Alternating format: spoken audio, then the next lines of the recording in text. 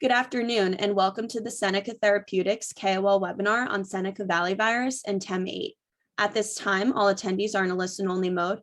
A question and answer session will follow the formal presentations. If you'd like to submit a question, you may do so by using the Q&A text box at the bottom of the webcast player or by emailing your questions to questions@lifesciadvisors.com. As a reminder, this call is being recorded and a replay will be made available on the Seneca website following the conclusion of the event. I'd now like to turn the call over to your host, Dr. Paul Hallenbeck, founder, president, and chief executive officer of Seneca Therapeutics. Please go ahead, Paul. Thank you, Tira. Good afternoon, everybody. You're going to hear a lot today about a pretty amazing naturally occurring virus called Seneca Valley virus. This virus doesn't infect humans. Yet by chance alone, it has incredible properties to very specifically kill solid cancer cells and be utilized as what's called an oncolytic or cancer-killing virus, and also be used as a remarkable cancer gene therapy agent. Further, there's also quite an interesting story in the serendipitous discovery of Seneca Valley virus that I'd like to share with you. I led this discovery when I was R&D head of Novartis' cell and gene therapy enterprise in 2002. Long story short, we were testing an engineered oncolytic common cold adenovirus in a variety of cancer cell types when I noticed incredible and very atypical potent killing in many of the cancer cell types we were testing. We saw absolutely no killing at our normal cell controls. This effect in its entirety turned out to be elicited by a novel viral contaminant in cell culture that was likely fetal bovine serum or swine trypsin. We named the agent Seneca Valley virus simply because the Novartis facility was in close proximity to Seneca Creek State Park in Maryland, and Seneca Valley virus simply sounded a lot better than Seneca Creek virus. Today, you're going to hear about how much progress we've made on utilizing SVB since then, and to create very superb therapeutics for difficult to treat cancer patients. Next slide, please. Just a few words about Seneca Therapeutics. We are a rapidly emerging biotechnology company that I founded in 2018 to really focus on the development of SVB since its discovery. A few incredible things you'll hear about more today include the fact that SVB has profound tumor specificity. A more recent finding is that this is primarily due to a pretty undruggable protein called Tem8 that is very selectively expressed on the surface of solid tumor cells, and that's in most solid cancer indications. Our first academic science expert speaker, Mihnea Bostina, who I will introduce shortly, will be discussing this aspect. Our second speaker, Aman Chauhan, a clinical expert, will be discussing our recent pharmacology data on SVB's ability to very effectively synergize with checkpoint inhibitors and our upcoming clinical trial in neuroendocrine neoplasms combining SVB with checkpoint inhibitors.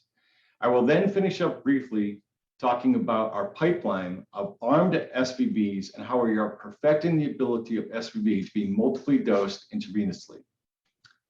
Next slide, please. I would now like to introduce my colleague, Dr. Mihnea Bostina. Mihnea is the academic director of the Otago Center for Electron Microscopy and a professor at the University of Otago in New Zealand in the Department of Microbiology and Immunology. Mihnea has extensive training, including at the Max Planck Institute, Harvard Medical School, and McGill University. He has been working on SVB since 2012 and has a multitude of publications in the area. Mihnea? Thank you, Paul. I will start by saying that for me as a structural biologist and as a microscopist, Seneca Valley virus is a fascinating story from a structural perspective. First slide, please. First, it is amazing to see this remarkable tumor homing in the lower left. After SVB administration, we observe using immunohistochemistry viral proteins expressed exclusively in tumors while there is no viral replication in the healthy tissue. And we have seen that for different types of tumors that express Tem8 on the cell surface, and we have seen that in all our experiments.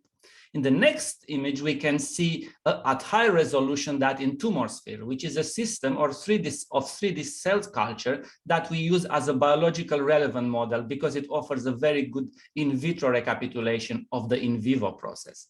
And here we can precisely control a wide range of parameters in order to better understand SVB behavior. And if we go higher on a cellular level, electron microscopy allows us to follow the ultrastructural changes occurring during viral infection of Tem8 positive cells. And definitely the most spectacular of these structural changes are this large viral array that are present in cells replicating SVV. And I love this image for one reason, because this shows that SVV is actually a self-amplifying drug, which means that a single virion infecting a single cell is capable to generate an incredible number of new viruses. And each infected cell makes about, let's say, 10 to the 4, even more than 10 to the 5 new capsids. And we have looked at this process in numerous types of cancer cell lines, and we always see this outstanding multiplicative effect. And when the cell dies, these virions are released, and they can either infect neighboring cells, and they will lead to shrinkage or killing of the tumor, or they can travel and infect other tumors. And finally, at the molecular level, using cryo-electron microscopy, we can see the virion and understand its architecture. We can see its interaction with the receptor, and we can follow the conformational changes associated with the cell entry. If we look back to the first figure, we see that SVV is very selective to tumor cells and infect only cancer cells and not the healthy tissue. Next slide, please. And SVV has been intravenously administered at very high doses in mice and both swine and primate model, and shown minimal toxicity. And I underline that because some SVV isolates are known to infect pigs, even if with mild symptoms. And occasionally it can infect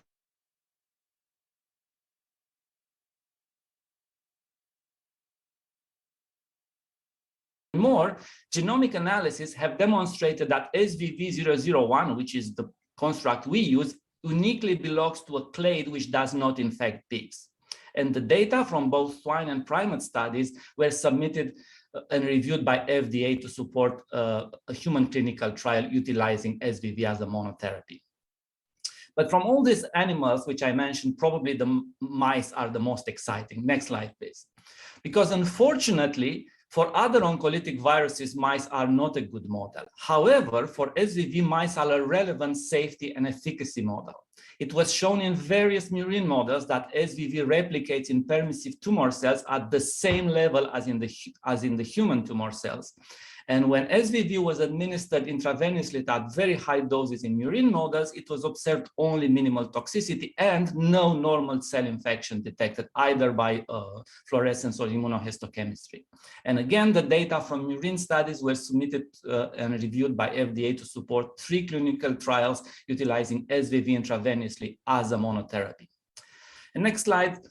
In order to understand SVV specificity, we use a very powerful SVV construct, a construct which expresses the green fluorescent protein. And this allows GFP signal to be observed only when and where SVV replicates. SVV GFP was administered in tumor-bearing mice at high doses intravenously, and signal was observed only through the solid tumor. And we can see that in the figure, and no fluorescent signal was observed in the healthy organs like heart, liver, kidney, stomach, or lung. Next slide, please. But as exciting as these results are in mice, it was important to see convincing results in humans.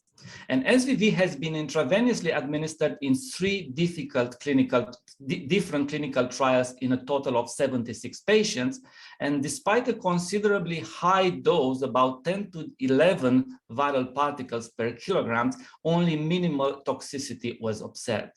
And was actually one case of dose-limiting toxicity, which was tumor pain and was treated with analgesics, and was caused actually by the immune response attacking the tumor. And later, Aman, I'm sure, will tell you more on this aspect. And if we look in the next slide, in a patient in the tissue, we see no SVV replication in the healthy tissue, in kidney, in pancreas, and liver, while we see SVV immunohistochemical signal only in the metastatic liver tissue, indicated in red. And a further confirmation of this exquisite specificity comes from the fact that the variety of normal human cell culture also showed no infection when challenged with SVV. Now, these clinical trials were done somehow in the dark because there was no information on the specific tropies. We didn't know what is the SVV receptor. And next slide, please. Identifying a viral receptor was a very complicated and risky task until recently. However, this changed a few years ago with the introduction of the CRISPR-Cas technology. The mechanism we use is to select a permissive cell line and use a lentiviral library to knock out randomly one by one all the cellular genes. And the cells that have been successfully modified are then infected with SVV. And we detect the resistant cells. And this resistant cell will miss a gene essential for SVV replication. And these techniques allowed us to identify tumor endothelial marker 8, Tem8, as the cellular receptor for SVV. And to my knowledge, this was the first reported case of a picornavirus receptor, or viral receptor, I would say, identified using the CRISPR-Cas technology. And indeed, in the next slide, we can see that when you use the SVV GFP construct, which we mentioned earlier, we detect fluorescence only in the Tem8 positive cells replicating the virus in the lower left. In the next panel, we can see a series of flow cytometry experiments where we use label SVV variants, which showed fluorescence only in the Tem8 positive cells. And in the final image, we can see that if we knock out Tem8, we see no infection on the left panel. And if we reintroduce the Tem8, we see the GFP signal indicating SVV replication. Good, so now we know that Tem8 is the cellular receptor, but the next question was, how does SVV recognize this receptor? What is the structural mechanism by which SVV selects specifically Tem8 over the other proteins? But in the next slide, I want just at the beginning to give you a few slides on OSVV, which is a typical picornavirus, which is a very large family of non-envelope positive single-strand RNA viruses with more than 100 species described and many other species waiting to be classified. They have a genome of a bit over 7,000 nucleotides, which is translated into a single polypeptide chain. And replication of picornaviruses takes place in cytoplasm. And I say that because there is no DNA intermediate phase during genome replication. So there is no risk of integration in the host genome. And this is actually a powerful safety feature for all picornaviruses. Now, if we look at the polypeptide chain, a viral protease will cleave the polyprotein in 3 segments. P1, responsible for structural proteins, and P2 and P3, which are makes protein involved in replication. And if we looked at the place between P1 and P2, there is a place where we introduce the GFP, and this is a place where other genes can be inserted too. And these proteins will be expressed together with the viral protein during viral replication. And these viral constructs are viable, which means that they are able to infect and replicate Tem8 positive cells similar to the original virus. And important, these constructs are stable, which means they don't lose the insert between P1 and P2. So over many generations of replication cycles, they will continue to deliver these proteins in infected cells. Now, if you look at P1, which it's responsible, again, after the viral protease makes VP1, VP2, and VP3 and VP4 proteins, responsible for capsid architecture. We have there in the corner a protomer with 3 major capsid protein, all with the similar fold, and 60 of those protomers will make a full capsid. And in total, we will have 180 of these large capsid proteins, with VP1 in blue making this star structure around the 5-fold axis, and VP2 and VP3 in green and red alternating around the 3-fold axis. And this capsid is only 13 nanometers in diameter. This is very small, a bit bigger than a ribosome, and is an ideal size for penetrating tissue, and because it gets through the fenestration of blood vessels and can track tumors, and this dimension actually makes picornavirus able to pass the blood-brain barrier. Good, so this is the SVV capsid structure, but the question is, how does this capsid recognize the receptor? Next slide, please. So we used cryo-electron microscopy to solve the structure of SVV capsid decorated only with the soluble domain of its Tem8 receptor. Tem8 receptor is a membrane protein. So the cryo-EM map, which we show here, shows that Tem8 attaches rigidly to the viral capsid and forms a crown-like arrangement in blue around the 5-fold axis. In the next slide, we see that there are no major changes in the structure of SVV capsid protein, VP1, 2, 3, and 4. They have the same conformation as the normal variant, and also there is no change in the Tem8 structure upon SVV binding. And this indicates that Tem8 functions as an attachment receptor. It doesn't trigger dramatic conformational changes. So the SVV will penetrate the cell, and the genome uncoating happens only later, triggered by a cellular clue. And indeed, we have shown that SVV capsid disassemble at a pH of about 5.5, corresponding probably to late endosomes, and releases the single-stranded RNA genome into the cytoplasm where the viral replication takes place. And if we look at in detail at the contacts between the Tem8 and the SVV capsid, in the next slide, please, we can see the molecular details of Tem8 SVV interaction. You can see that Tem8 binds at the center of the protomer in the middle between the three major capsid protein and makes contact with all the three capsid proteins with two loops of VP1 in blue, with one loop of VP3, and more extensively in green with a loop called the puff of VP2. And this is important because the Tem8 epitope recognized by SVV capsid is distinct from the epitope recognized by other known monoclonal antibodies. Next slide, please. Another thing that our structure elucidates is the glycosylation of Tem8. We know from mass spectrometry analysis that two asparagine residues of Tem8 are glycosylated. And indeed, we can clearly see densities in the cryo-EM map associated with these glycosylation sites. And we did an experiment where we used Tem8, the soluble domain, to saturate the binding site of SVV capsid. And in this way, we can block the infection of our SVV GFP construct, so we don't see any signal. However, if we deglycosylate the soluble Tem8 domain before incubation with SVV, the infection again is possible, as shown by the GFP signal in the figure. Good, next. Next question, which we can address using structural method, is actually how does SVV discriminate between Tem8 and other integrins? And if we do a sequence alignment, we see that the residues in red, the residues involved in Tem8 contact are not present in other integrins. And there are a couple of amino acids, though, in common with other integrins, but they have a completely different conformation, and they are placed much farther away, and they are unable to make contact with SVV capsid proteins. And we have these figures down. For instance, anthrax toxin receptor 2, an integrin with a very similar fold with Tem8, is not able to bind SVV capsid, and this structural analysis offers the molecular proof for this fact. Good, so our detailed capsid architecture of SVV bound to its receptor explain why SVV is capable to recognize exclusively Tem8 at the expense of other integrins with a similar structure. And the next slide, please. And explains why Tem8 offers this most selective mechanism for any oncolytic viruses. And Tem8 was shown that it's highly expressed in difficult to treat cancer like breast cancer. We have the figures there.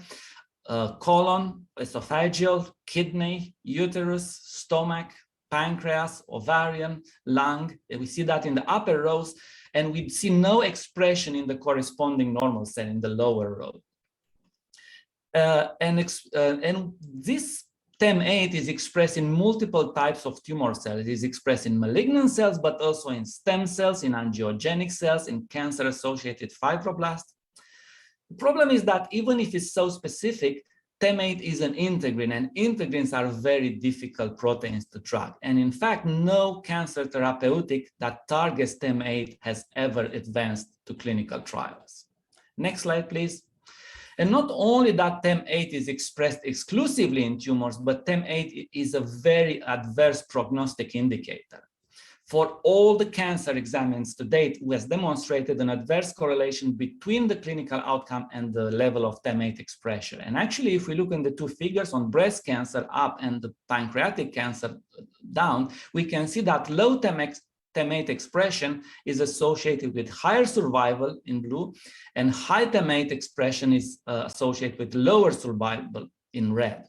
And this is true for a wide spectrum of cancer types, not only breast and pancreas, but also in colon cancer, in cervical, thyroid, bone, and gastrointestinal type cancers. And even more, next slide, please. A search on a comprehensive library of human cancer cells show that Tem8 is present in over 60% of the cancer. And this means that more than 2/3 of the cancer can be targeted by SVV. Next, please.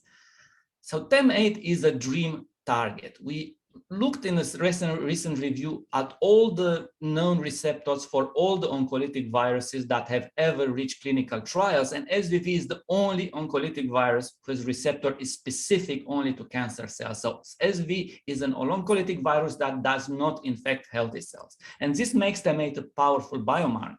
And it's possible now to specifically select patients that will respond to SVV treatment. And finally, in the last slide, the summary, we show that SVV has unsurpassed specificity for solid tumors, that it has this exquisite specificity is given by its receptor, Tem8, which is an integrin specifically expressed on the surface of solid tumor cells and not in healthy cells. And the SVV and Tem8 together make the dream drug target team. Thank you. Paul, back to you. You're on mute, Paul. Paul, you're on mute.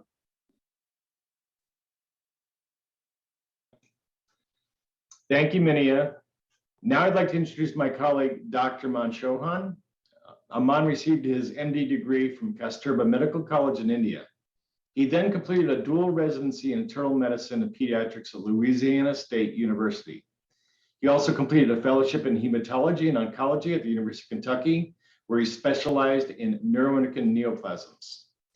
Additionally, Dr. Chauhan completed a cancer therapy evaluation program, physician internship at the NCI that focused on designing clinical trials and leading clinical research projects. He is a member of the American Society of Clinical Oncology, American Association of Cancer Research, and the North American Neuroendocrine Tumor Society. Aman?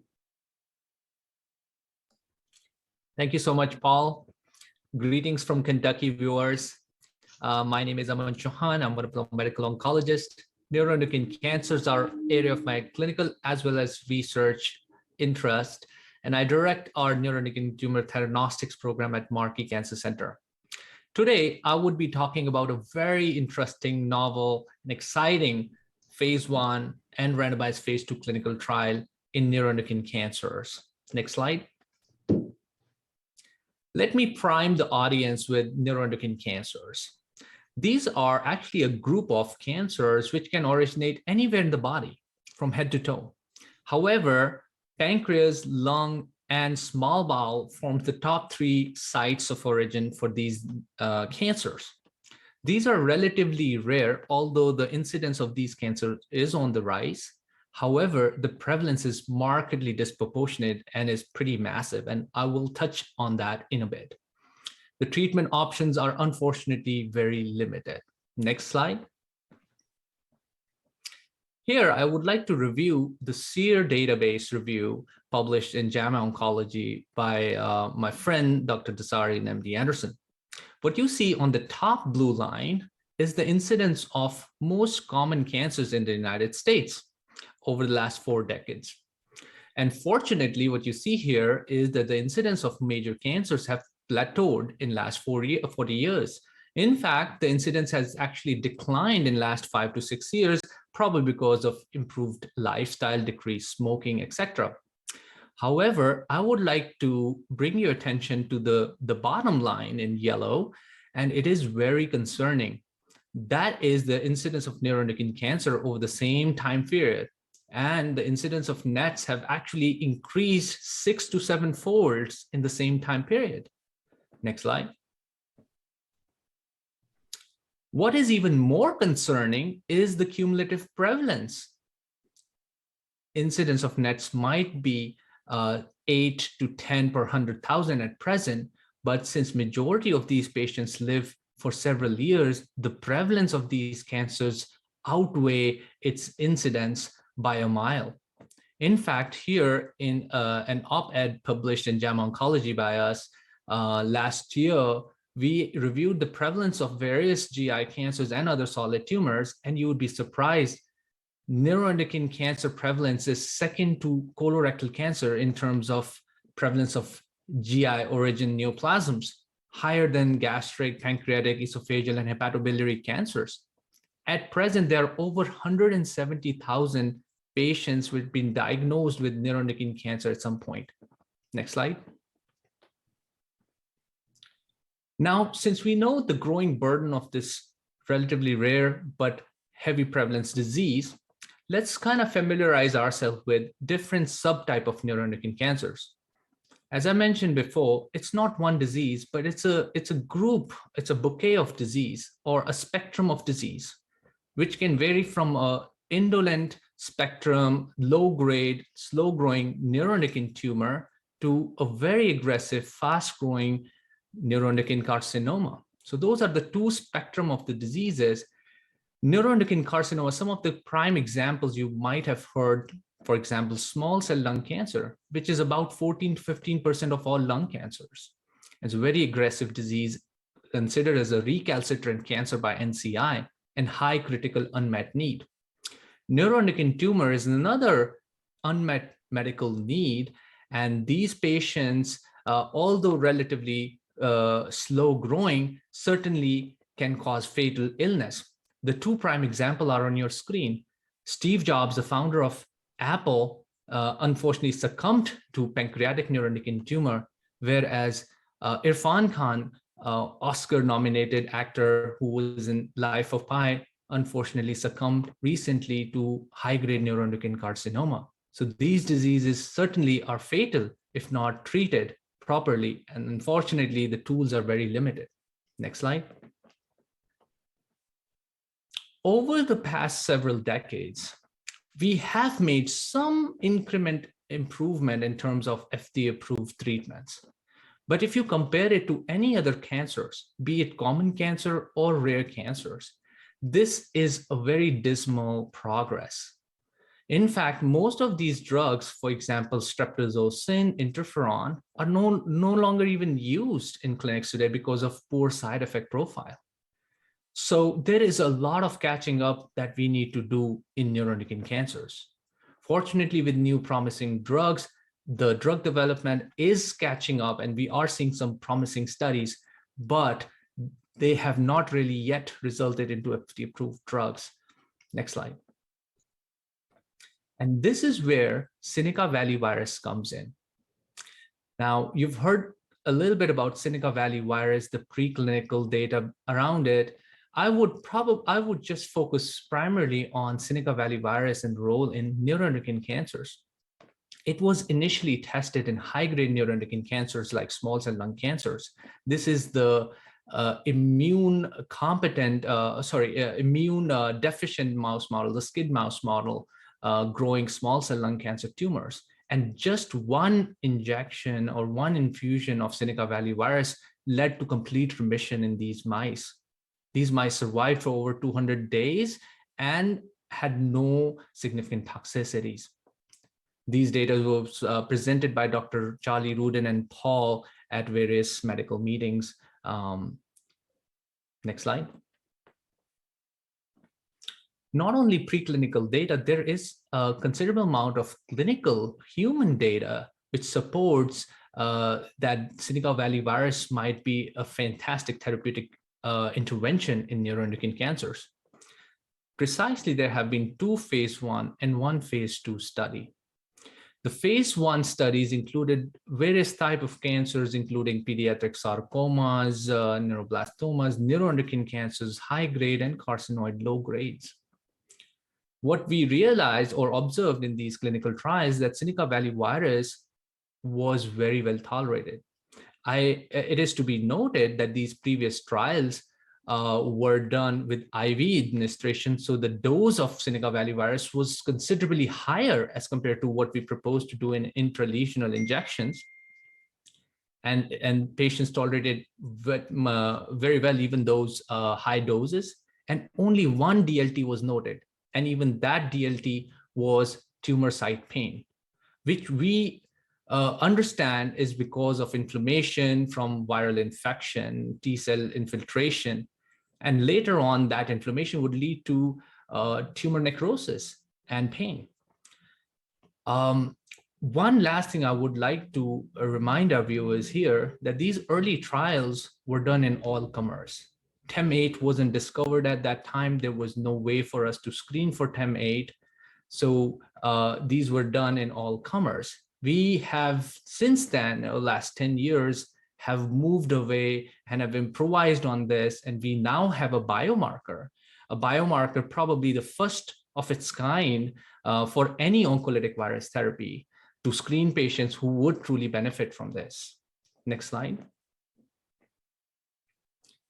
And with regards to that, Seneca Therapeutics has now developed a pretty accurate assay to bioselect Tem8 expression with the help of 8-gene assay. As you can see here, the prediction of this assay is pretty good with 86% accuracy. Next slide. Now, let's move on to some of the preclinical data, which Paul would be presenting very soon at AACR. And the data is looking so exciting and really revs up my optimism in this concept, especially in neuroendocrine cancers. What you see here is an immunocompetent mouse model, because we are testing not only Seneca Valley virus, but also immune checkpoint inhibitors. So what we see here, the mice who got the triplet therapy with Seneca Valley virus and immune checkpoint inhibitor had tremendous disease stabilization, where the animals were alive at 165 days, as compared to all other control groups, where all the animals succumbed to illness at just 97 days. I would also like to highlight the fact at the time of tumor relapse, which is marked by these arrows somewhere around 70 days and about 100 days, we re-injected Seneca Valley virus, and which led to further durable responses and stabilization of the disease. Next slide. We are trying to develop Seneca Valley virus as a true systemic therapy. So the effects are not only just seen in the injected tumors, but we are also wanting to see them in distant metastatic disease. And this experiment here precisely explains that. The lesions which were injected, they certainly were cancer-free several days after the injection, whereas the control group shows tumor progression. However, let me bring your attention to the right-hand side of the screen, the contralateral tumors. Now, these results are very profound. What we noticed that even in the non-injected contralateral tumors, 83% mice were cured of disease, while the other control arms had 0 cures. This is pretty significant. And this is also not surprising, because we understand how this works when the tumors which are injected are infected with Seneca Valley virus. This leads to inflammation, inflammatory cascade, activation of PAMP and DAMP, and causing cell death, which releases these tumor neoantigens systemically and really primes immune checkpoint inhibitor to then help them work against other tumors systemically. These Seneca Valley virus also then goes ahead and infects systemically the other tumors which are not directly injected. Next slide. Here, what I would like to bring to your attention is T cell infiltration. As expected, what we are trying to do by injecting Seneca Valley virus directly into the tumor is to get these immune deficient tumors to cause these immune inflammation by attracting T cells there. This is a surrogate biomarker that these tumors would respond to these therapies. And what we see as expected, the mice, the tumors which were injected with Seneca Valley virus and also treated with immune checkpoint inhibitors showed the highest T cell infiltration as compared to any other control group. And I've kind of highlighted that in both the IHC, which is stained as brown, and also quantitative analysis on the bars. Next slide. All right, so that was all preclinical data suggesting some really incredible, promising synergistic effect of combination Seneca Valley virus when added to immune checkpoint inhibitor in immune competent mouse models. And I would also like to highlight the fact that these mouse models also express biomarkers which are seen in neuroendocrine cancers like chromogranin A. However, our optimism is not just restricted to preclinical data. We also have some clinical data which suggest that Seneca Valley virus might be the key to unlock these rare and unmet need cancers. Now, going back 10 years back when this phase 1 study was done, and again, I want to remind the viewers that we had no way to screen patients at that time. Tem8 wasn't in existence. What we noticed that some of the patients in the phase 1 belonged to low-grade NETs or carcinoid tumor category. And we, at that time, knew which patients were able to be infected with Seneca Valley virus based on CXCL expression.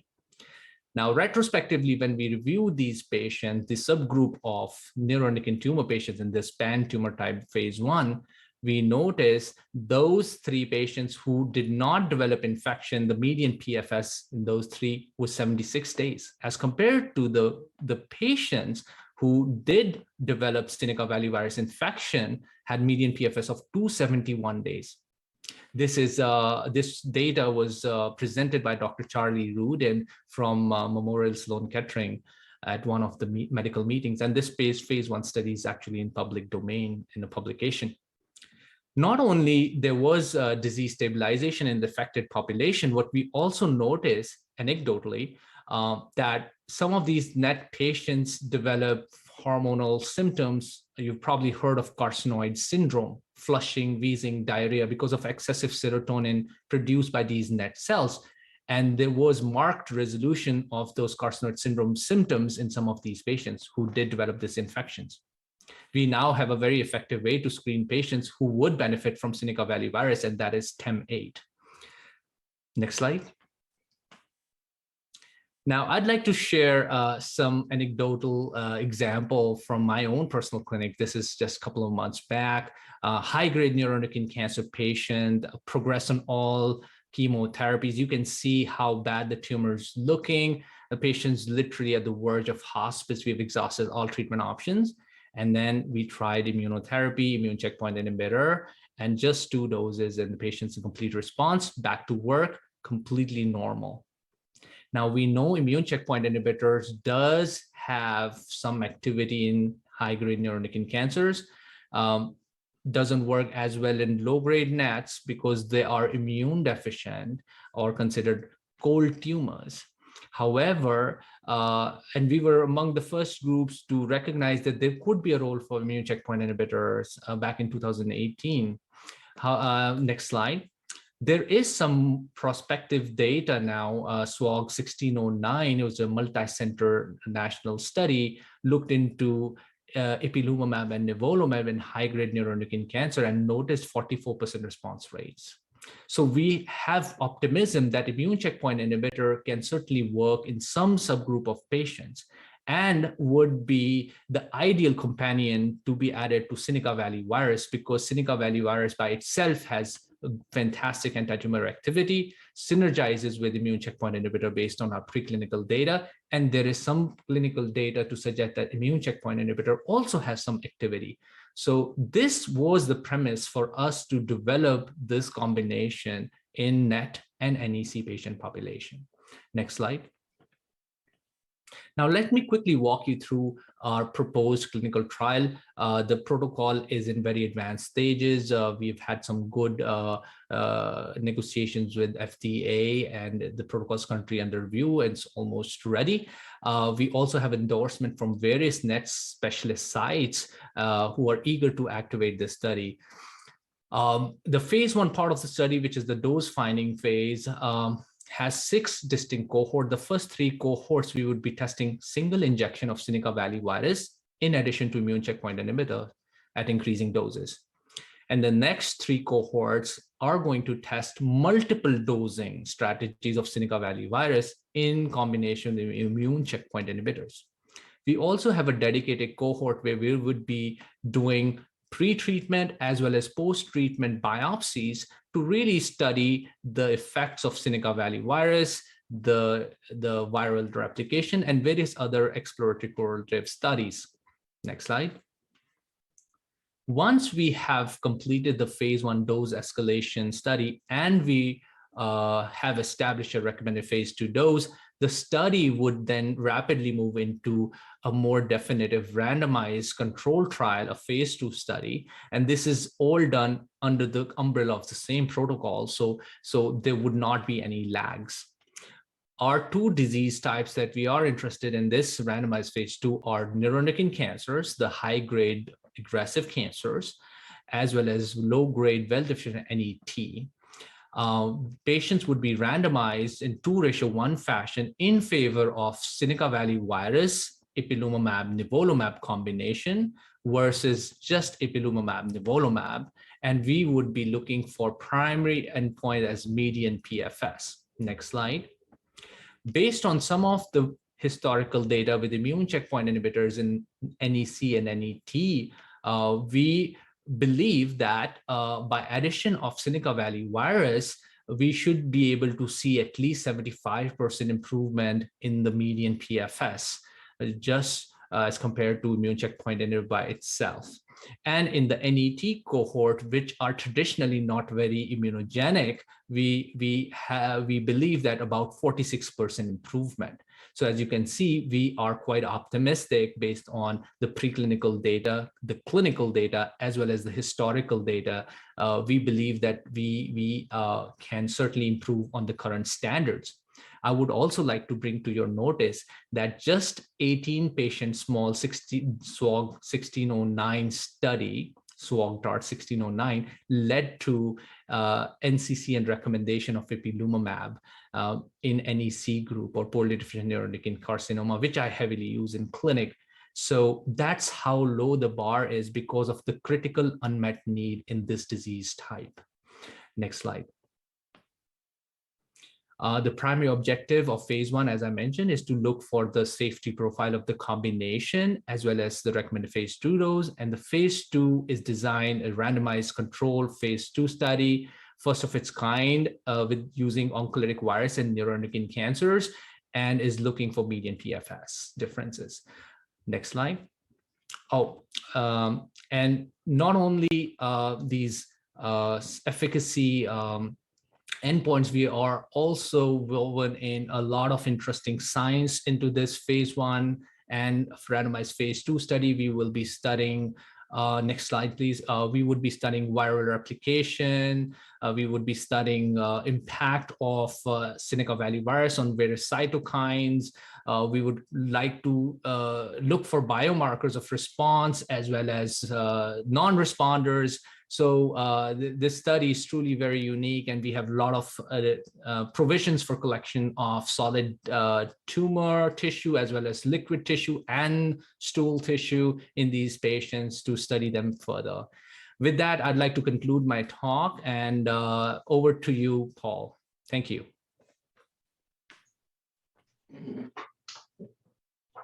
Thank you, Aman.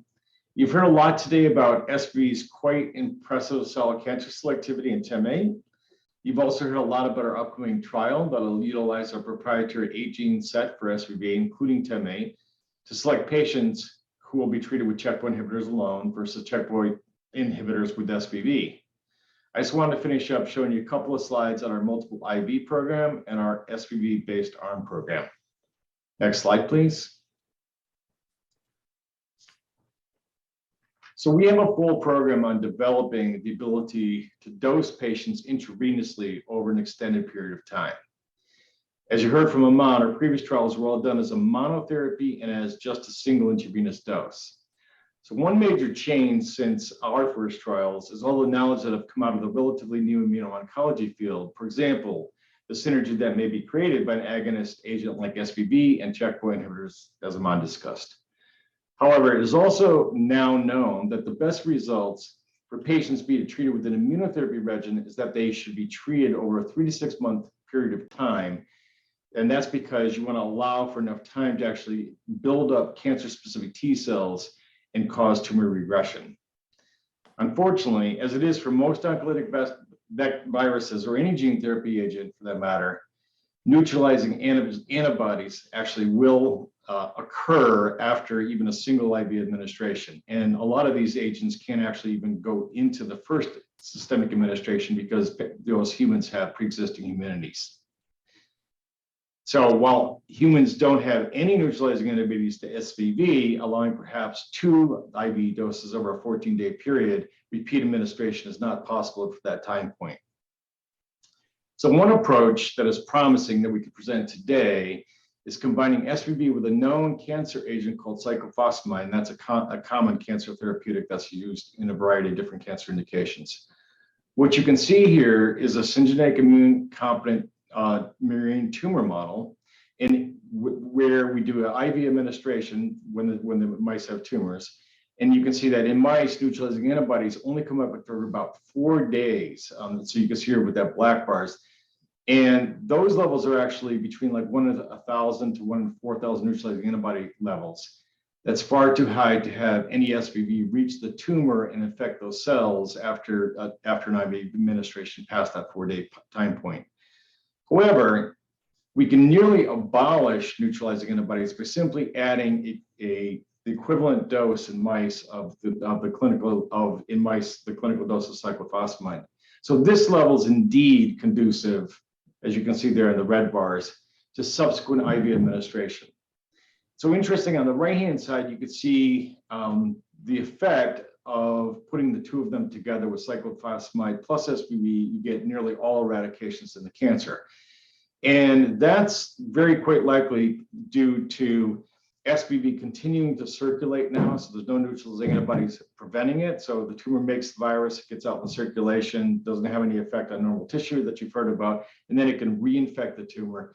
There may also be an immune response going on here that helps in terms of this aspect. Next slide, please.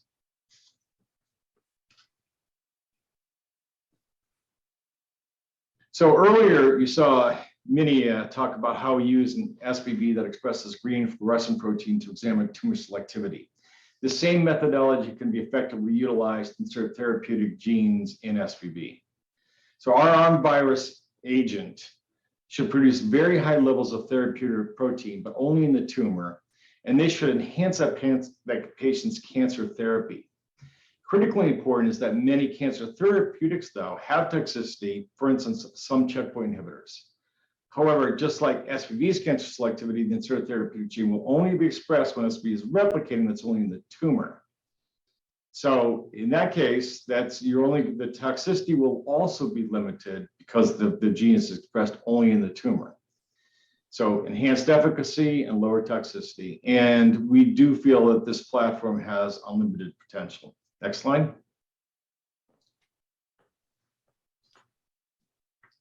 So I just wanted to show you that a couple of these. So this is just an example of the few SVB constructs we're developing. We actually have 14 of these ARM constructs in development right now. And the last slide, please. So in closing, SVB is perhaps a second to none cell cancer selective oncolytic virus and cell cancer specific gene therapy vehicle through our ARM program. So our data not only supports SVB as an incredible drug for cell cancers, but also as a drug for a very important cancer target that you heard a lot about today, Tem8. SVB also has pretty impressive ability to synergize with checkpoint inhibitors as individual agents, and we predict even better when the checkpoint inhibitor is encoded within the genome as an armed agent. In our trial, we'll be utilizing a biomarker panel, which is highly accurate in predicting SVB infection and works well with even formalin fixed paraffin and embedded slides that are available for most solid cancer patients.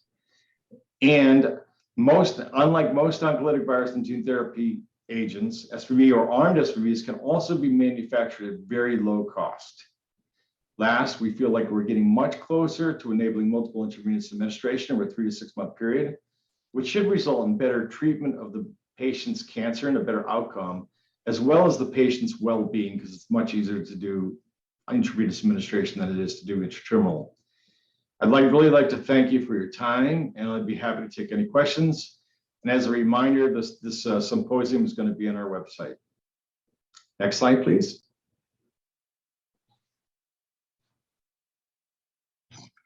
Our question and answer session. As a reminder to the audience, if you would like to submit a question, you may do so by using the Q&A text box at the bottom of the webcast player or by emailing your questions to questions@lifesciadvisors.com. Please hold for a brief moment while we pull for questions. Paul, you may begin when you're ready.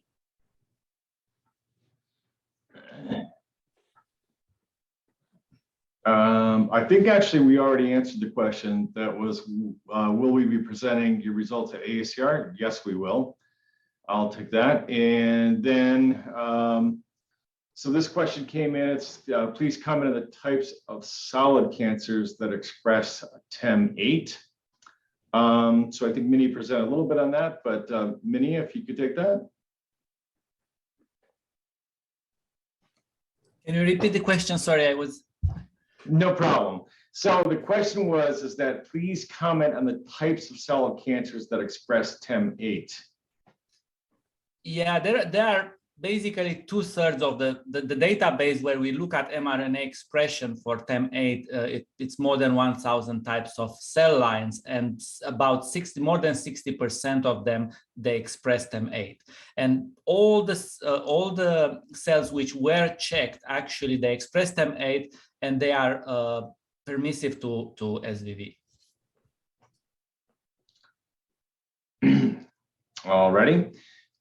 So the next question is, please comment on the long survival in mice with SBV001 and checkpoint inhibitors. What's the likely mechanism? So as Aman was talking about, he gave some of this, but basically the mechanism is that when you combine SVV with checkpoint inhibitors, you get a systemic anti-tumor immune response. So that's essentially why the tumor on the other side of the mouse, that's why that actually tumor was eradicated as well as the initial tumor. So that's what's going on. And that's, that's one of the wonderful things about essentially what's called the immuno-oncology revolution, is that these things are becoming understood. And so we're doing a lot more studies. We have a lot of mechanistic data on this aspect, and we'll also be presenting this at the ACR. So we have to talk about that further if you'd like. Then the last question is just comment on the ARM constructs with SV001. Well, I talked a bit about that. We're very excited about this program. So as you already saw from Aman, that presented some of this work. I mean, the GFP expression is very selectively expressed in the tumor, and we've done this in the relevant murine model. So we're definitely very excited about moving this forward. We've got a large platform of therapeutic genes that we're able to actually produce, manufacture, and we're very excited. We're going to be very excited about sharing some of that with you coming up pretty soon. Any other questions?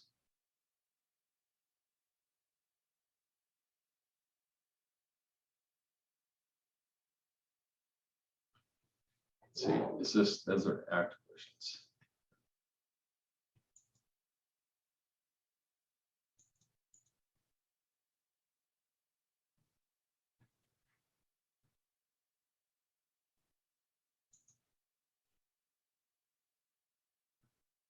Okay, so if I go to all questions, I think I can see that there's some more questions coming. Let's see.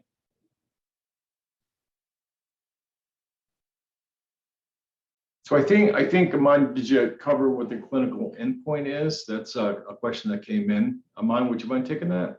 Yes, thanks, Paul. That's an important question. Neuroendocrine cancers are a little unique in the way we design these because of the indolent course of the disease. However, median PFS is the industry standard to assess the effectiveness in the phase 2 part. So the primary endpoint for us is to look for the median PFS of Seneca Valley virus in combination with checkpoint versus just the checkpoint alone for the control arm. For the phase 1, the primary endpoint is to look for the toxicities, the SAEs, DLTs, the dose-limiting toxicities, and come up with the safe recommended phase 2 dose. Thank you. So another question is, can you elaborate on the cancer types that Seneca Therapeutics might address with SVB, in addition to the neuroendocrine tumor and neuroendocrine carcinomas that Aman talked about? So we actually are very excited about, have some interesting data in triple negative breast cancer, as well as sarcoma. So there's actually, quite a wide variety, but when you look at, these are really super unmet medical needs. Those two indications, they can also be treated with intratumoral administration, which is very good. And if you look at our 8 gene set on those indications using slides, essentially FFPE slides, the vast majority of those cancers should be permissive for SVB. So those are 2 out of many. And then we'd also, as we're doing a randomized trial, we're going to do commercializing manufacturing lots to bridge into that study. And at that point, we think we'll be ready to go back to intravenous administration. And we're starting to think about the types of indications that we'd want to go back into for that. But we may want to even try intravenous administration in terms of bridging into that the study that's ongoing. And as Aman was talking about, 60% of cancer is pretty wide open. But we have a lot of data on a lot of indications, even using that 8 gene set now.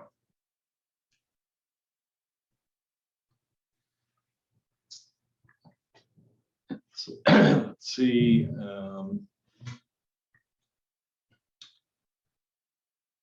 I think right now, I'm just looking to see if there's any other questions.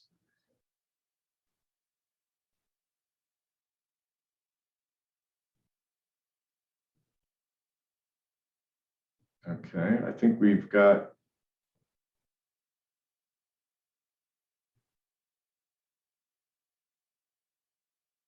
So I think this is all the questions that have come in.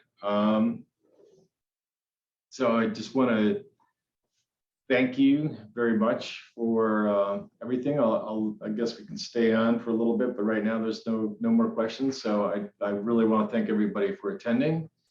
And feel free to reach out to us if you have any additional questions. And hope you enjoy the presentation and thought it was interesting. Anything else?